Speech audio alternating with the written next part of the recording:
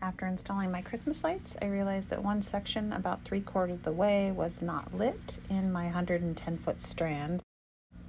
There is a risk of electrical shock, so please unplug your lights before removing or replacing any Christmas bulbs. I figured it couldn't be a fuse since it was only about 1/10 of the strand, and so I began to inspect it the next day for burned out bulbs, and this is the way I did it. I went to each non-working bulb and inspected it with a magnifying glass. When I discovered the burned out bulb, I unplugged the lights, flipped the tab, removed and replaced the light, and I'll show you a close-up of that.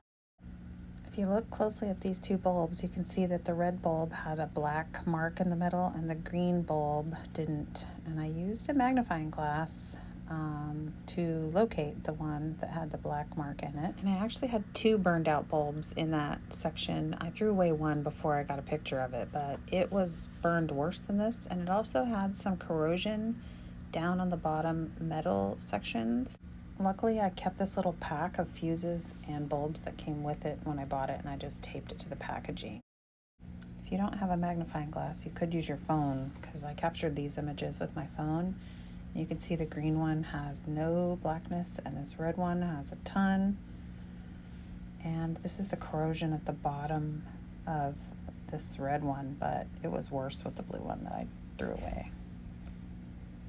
And there you have it. The lights will work, and it took just a few minutes to look at each bulb in the strand that wasn't lit. I hope this helps.